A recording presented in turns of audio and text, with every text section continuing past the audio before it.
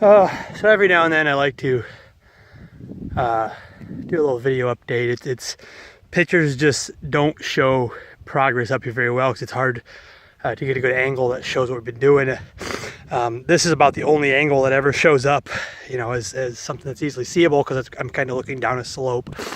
So this, if anyone hasn't seen the past videos, it used to be a field full of smooth sumac or staghorn sumac. I think they're interchangeable. It started as a project to, you know, keep this open as a sandy area. The soil is very, very sandy. You know, this is I won't get into too much details about the sand ridge, but this is the end of the ridge, or close to the end, so it's pure sand. After the sumac went, this area over here, you know, you can see those tree stumps near the standing tree here ahead of me, you know, kind of working across this way. A little bit of a pile of stuff we've cut, you know, and all the stumps up that way. This was all cedar trees.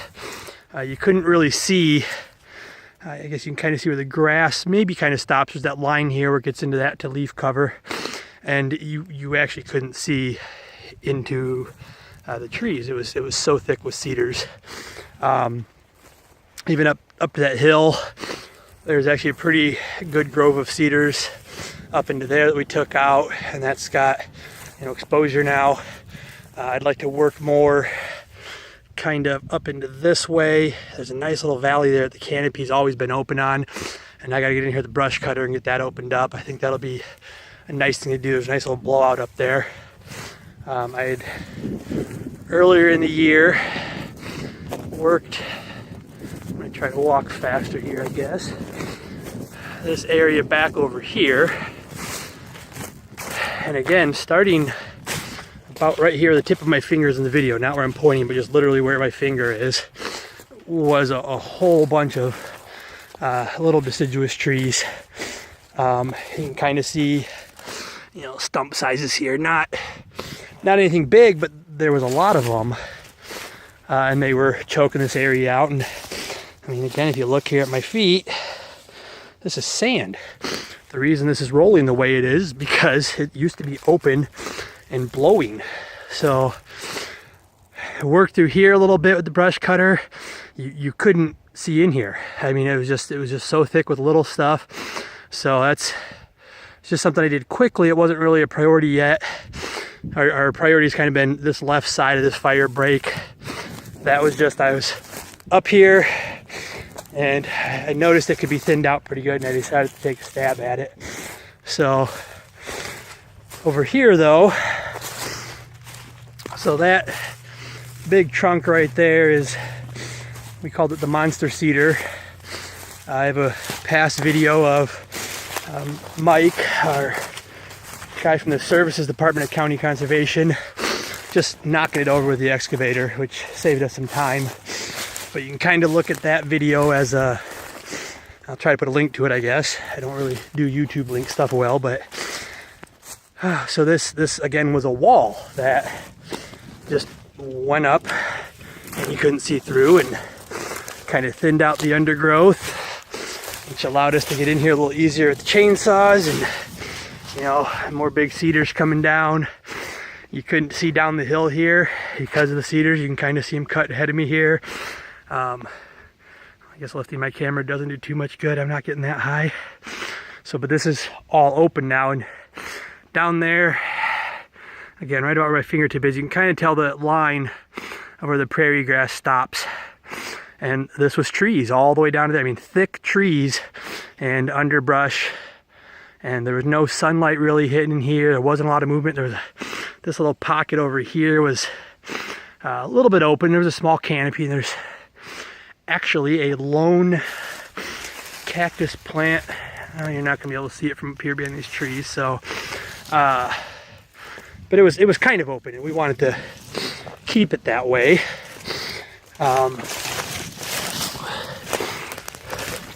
Pardon me as I pause talking to walk. It's when all this stuff is on the ground sometimes still before I've cleaned it up. It can be a little hazardous if I'm focusing too much on talking I guess another good example, you know, some mounds here where sand used to blow. And these ones are small, you know, you got to look at the ridge as a whole. Another one here I'm about to walk up, actually. You know, just all evidence of what this used to be. You know, it's hard to express. You know, so many people are fixated on trees anymore, and you know, I gotta tell you, you gotta look at what it was and what was important, or what's important to be here. And sand prairie habitat in general in Iowa is on severe decline. Our prairies in general are on decline.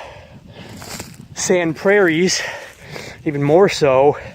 You know, and this has the extra, I don't know, I'm at a loss for words, but an extra pedigree, I don't know, it's a little extra important because it's a glacial sand ridge, and the wind blows different.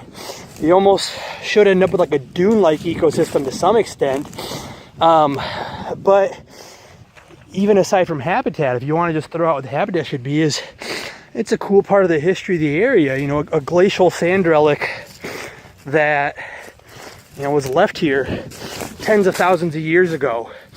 I think I said in a past video, I mean, it's literally, if you walk into these trees over here a little ways, there's just a drop off. I mean, it's literally where the glacier stopped, and there are massive boulders back there. And one day I guess I don't feel like walking back there today, and it'd add way too long to a video, but I'll have to go back there and like show you guys the drop off and the rocks. It's kind of cool to see. So this area here, you know, was kind of open to begin with. I think, you know, this big tree was probably most of the canopy. It died off some years ago, and some, you know, the county does do burns up here when they can, and it kept it suppressed. And so this was open as far as big trees go, but even this, you know, you can kind of see at my feet here, all the debris, it was getting filled back in with woody brush, not just sumac. There is honeysuckle all over this place. If any land managers are watching this, you will recognize those little stumps right there as to being honeysuckle. Little cherries too. They just suck to deal with. They're not fun. You cut them down, they come back. I mean, if anyone's got a good way to treat them, it's just there's too many little trunks, and they're so thick out here. It's just easier to keep recutting them down so far for me. So these trees you can see down here, Jim Sharash from Cedar Rapids here with me. Him and his friend Matt Rickliffs run herpjournal.com. Cool site if you ever want to see, you know, again, herping adventures in Iowa. I've probably mentioned it before, but we had bought a new chainsaw the other day with, you know, funds that we raised on GoFundMe, which again, I really appreciate everyone who donates towards those. It makes this a lot easier, speeds us up quite a bit. When we were out here cutting this area down here, you know, we were discussing how close we're getting to the far side, the road over there. I don't know if you can tell, the road line is like right there. And it looks further in the video than it is in real life, but you know, the cedars are kind of already thinning out over here. There's a bunch up here going around the hill, but like down there is fairly open. But we were talking about, you know, when we started this, and when I started this video, that first area of cedar trees, like, I don't think we even really envisioned literally clearing the ridge out. Like, it just kind of started happening. It was, you know, open up a little bit, make a little more room on the you know, probable or hopeful nesting area for box turtles and such, and then it just kept going. And it's one of those things where, you know, when these trees down here, the far ones close to my truck there again was like a wall. Like, you would look in from that blowout and you'd look this way and you couldn't see. And now it's just the cedars out, and you know, of course it's winter time. Of course I say it's winter time, I'm out here with no coat, but you can see through that, and you can actually look from way down there on the ridge, and you can see all the way down almost to the road now through the trees. And I think that's amazing. You know, and you come in and you see stuff like this, and this was open sand. Like, we didn't rip a tree out here or anything. It's one of those things I spotted that kind of gave me some motivation to keep going with this. Is just under the trees there's this random sand apron, and to this day, I don't know why. I don't know if it's just the deer were coming up so much and they kept loosening the soil. The rain runs it out. I mean, it kind of at one point looked like it might have been an old animal burrow that's now dormant and not used. But either way, it just shows the sand, right? And it's again, not your typical sandy, loose soil of a sand prairie. I mean, this is essentially a sandbox. And that's, you know, all this, well, within reason. I don't want any of my other naturalist friends, conservation people, land managers to yell at me and say, well, it shouldn't be bare sand. You know, there should be mostly, it should be a pretty open sand area, you know, bunch grass, some kind of more sparse vegetation, enough to kind of stabilize it, give some shelter to animals. You know, we have another property in Lynn County that has race runner lizards. You know, they haven't been found here, but when you see them out in the open sand, they run from bunch grass to bunch grass. That's their shelter, and they would use those same bits of grass, not just from when we're trying to see them, but obviously if there's predators around, they'll hide in the grass. So you don't want it to be pure sand everywhere. You know, bunch grass like this is what we want. You know, we want this stuff to come up amongst the sand, not the thorns, the brush, the cherry trees. So yeah, that's what we're trying to get it back to, and it's still taking a while, and I'm hoping if you've watched these past videos, you know, you're seeing some progress. I'm gonna go down this way. I think on my last kind of tour video, I walked past this. I'm gonna try to get down to where I would have walked past it at, and I'll try to look up where to look and put a little annotation. By the way, Mike Pingleton, if you watch this, see, the word is annotation. There's a reason for it. Don't try to change things. So I walked down this. I had made this trail, and I walked through here, and I kind of panned this way, and this was solid trees. Maybe I'll try to take a screenshot and work it in. So kudos to Jim and his wife, Laura, by the way. They stopped out here this past weekend while I was up at family Christmas. Jim apparently got a Hinckley to kill some trees, and took down that big stump there, and that was actually a big tree. You know, it's 2 logs, and it's because we cut them in half, makes them easier to dice up.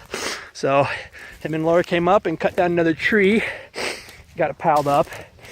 And for anyone wondering why they picked that tree, you know, there's cedars everywhere, and again, it's because one of our actual native or natural cactus patches is here. You can see the cactus right there. And there's a few more. They're hard to find in the winter sometimes because they shrivel, but you know, cactus. This white post kind of marks the majority of them. You know, the deer kind of, you know, again, cactus there.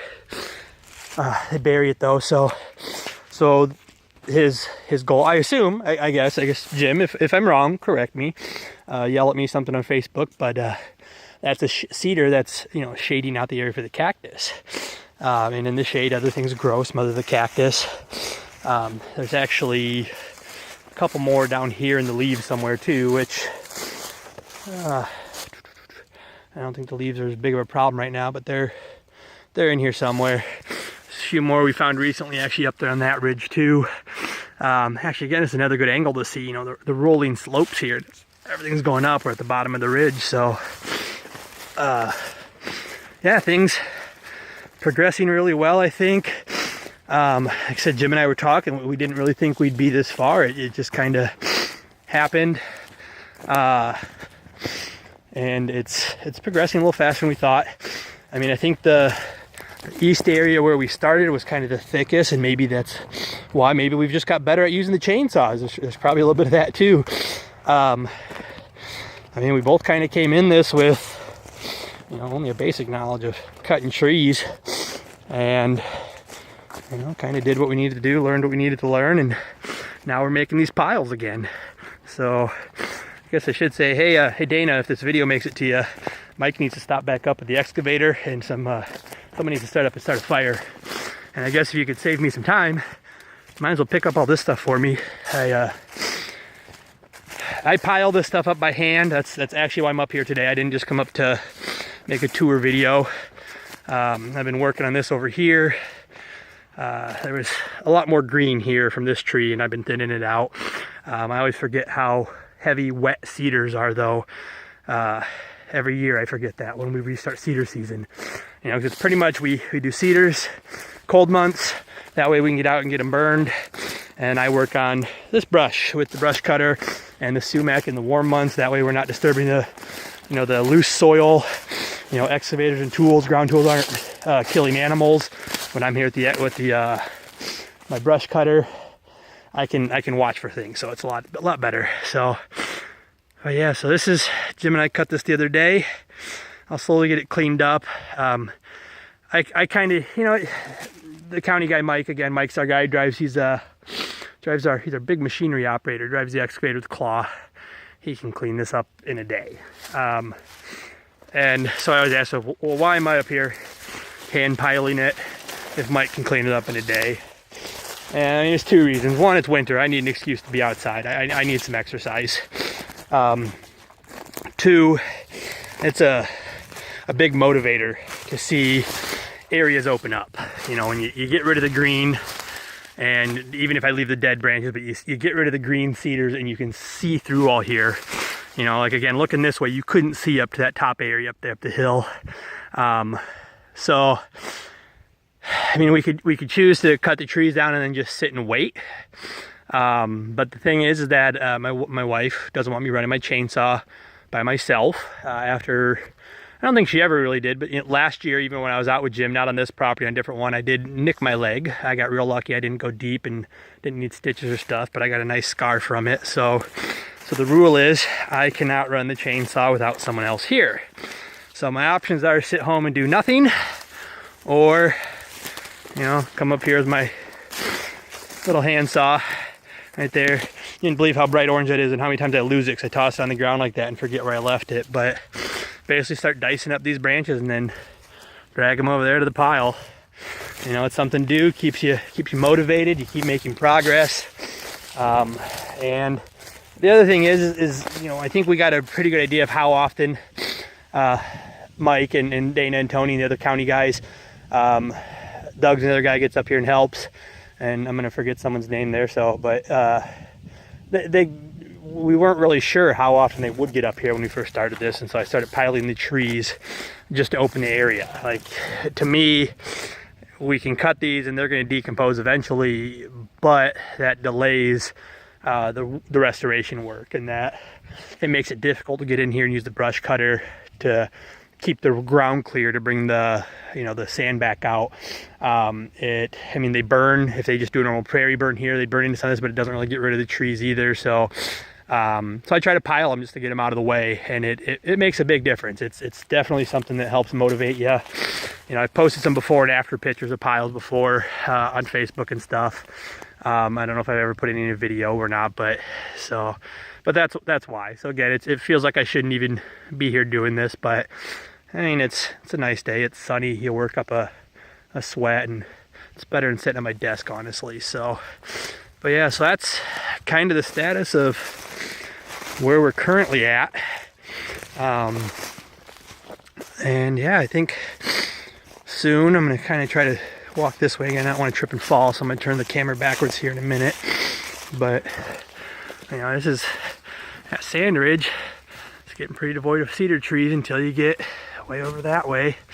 And eventually we'll get all the way down to the road over there. And you guys can see it's all kind of thorny scrub, you know, crappy stuff that I don't like.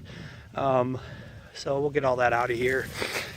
And I guess for the record, we do kind of keep tabs and make sure we're not, you know, hurting any rare or threatened plants as we're doing this. But the majority of this is stuff like sumac and honeysuckle. There's been some multifloral rose in here. I don't know, just greenbrier, stuff that's, you know, not, I think it's greenbrier at least. I don't know, it's the bright green with black thorns. That's greenbrier, right? Someone else called something else greenbrier once, so. But yeah, we're not just up here randomly cutting absolutely anything we want. It's, you know, we do the research, kind of watch for things. I consult, you know, fortunately have a lot of friends who work in conservation, whether it's through Lynn County directly or friends of mine who work with different conservation agencies around the country. And I consult with them and kind of talk to them what we should and shouldn't keep. Jim Durbin, one of our local moth guys, he's done moth surveys up here, and I kind of talk with him like what are some plants that certain moths use that we should be watching out for. And actually my friend Josh Otten does some work with bats, and you can see not the dormant trees but the dead tree back there, and there's a few more. I took pictures of them. I mean, this is kind of one, you know, like again this dead tree right here. He had asked me what we were going to do about the dead trees, and my initial thought was just cut them down. I mean, they're dead, and it's raptor perches, you know, so predators can perch in the trees and kind of prey on stuff. And I mean, that's a natural cycle, but part of the goal for this is to help revitalize a box turtle population. And you don't want predators going after them. There's also some bull snakes and hognose snakes here. There's two species not exactly common, and so I was going to take them down.